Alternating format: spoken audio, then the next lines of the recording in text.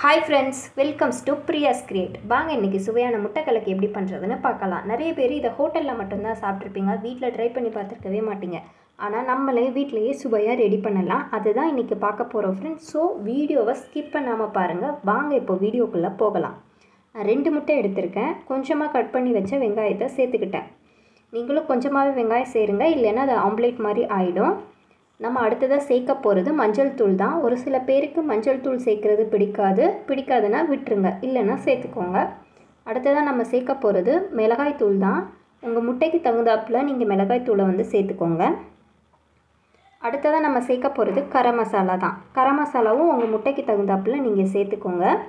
நானும் என்னோட முட்டை நான் 2 தான் எடுத்துர்க்கேன். அதனால அதுக்கு ஏத்தாப்புல கரம் மசாலா வந்து சேர்த்துக்க போறேன். கடைசியா நம்ம சேர்க்க வேண்டியது மிளகு பொடி. மிளகு பொடி வந்து எப்பவுமே நமக்கு வந்து நல்ல டேஸ்ட் கொடுக்கும். அதனால அதை வந்து மறக்காம சேர்த்துக்கோங்க फ्रेंड्स. இப்போ நான் சேர்த்துக்கிட்டேன். அடுத்ததா நம்ம வந்து இதை நல்லா கலக்கி விடணும். அதுக்கு முன்னாடி மறக்காம உப்பு சேர்த்துருங்க. நான் எனக்கு தேவையான அளவு உப்பு சேர்த்துக்கிட்டேன். நீங்க உங்க முட்டைக்கு நீங்க எத்தனை முட்டை எடுத்துர்க்கீங்களோ அதுக்கு ஏத்தாப்புல நீங்க வந்து உப்பு சேர்த்துக்கோங்க. இப்போ நல்லா கலக்கி விடணும் फ्रेंड्स. பாருங்க நான் எப்படி mix பண்ணி விடுறேன்னா அதே மாதிரி நீங்களும் நல்லா mix பண்ணி விடுங்க. மிக்ஸ் பண்ணி விட்டதுக்கு அப்புறமா நம்ம இப்போ தோசைக்கல்லை எடுத்து அடுப்பில் வச்சுக்கலாம். அதில் கொஞ்சோண்டு எண்ணெயை ஊற்றிட்டேன். கொஞ்சம் எண்ணெய் காயிற வரைக்கும் வெயிட் பண்ணுங்கள். எண்ணெய் சூடானதுக்கு அப்புறமா நம்ம ரெடி பண்ணி வச்சுருக்கிற அந்த கலக்கியை இதில் ஊற்றிக்கலாம். இப்போ எண்ணெய் சூடாக ஆரம்பிக்குது. நல்லா எண்ணெய் சூடாயிருச்சு. வாங்க நம்ம செஞ்சு வச்சுருக்க அந்த கலக்கியை எடுத்து தோசைக்கல்லில் ஊற்றலாம்.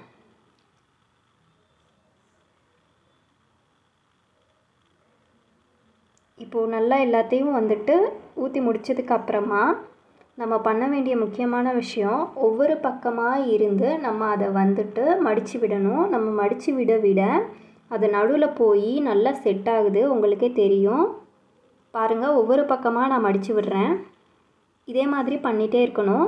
நீங்கள் ஒவ்வொரு பக்கமாக மடித்து விட அதோட எல்லா கார்னரும் நல்லா மடங்கியிருக்கும். நடுவில் போய் அது வந்துட்டு நல்லா செட் ஆகிட்டுருக்கு. இப்போ பாருங்கள், நல்லா இதே மாதிரி பண்ணிகிட்டே இருக்கணும். இப்போ பார்த்தீங்கன்னா உங்களுக்கே தெரியும், நான் ஒவ்வொரு பக்கமாக வந்துட்டு மடித்து விட்டுட்ருக்கேன். அது நடுவில் போய் நல்லா செட் ஆகிட்டுருக்கு. இப்போ பார்த்தீங்கன்னா ஓரளவுக்கு ரெடி ஆயிடுச்சு.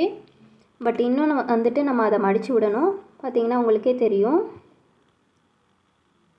ஸோ நான் வந்துட்டு எங்கெல்லாம் அது வந்து மடங்காமல் இருக்கோ அந்த பக்கத்தெல்லாம் நான் வந்து மடித்து விட்டுட்ருக்கேன்.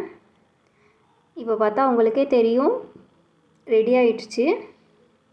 சுவையான முட்டை கலக்கி வந்து இப்போ ரெடி ஆயிடுச்சு. அடுத்த வேலை நம்ம அதை டேஸ்ட் பண்ணுறது மட்டும்தான். இந்த வீடியோ உங்களுக்கு ரொம்ப பயனுள்ளதாக இருக்கும்னு நினைக்கிறேன் ஃப்ரெண்ட்ஸ். இந்த வீடியோ உங்களுக்கு பிடிச்சிருந்தால் லைக் பண்ணுங்கள், சப்ஸ்கிரைப் பண்ணுங்கள், மறக்காமல் கமெண்ட் பண்ணுங்கள். தேங்க்ஸ் ஃபார் வாட்சிங் ஃப்ரெண்ட்ஸ்.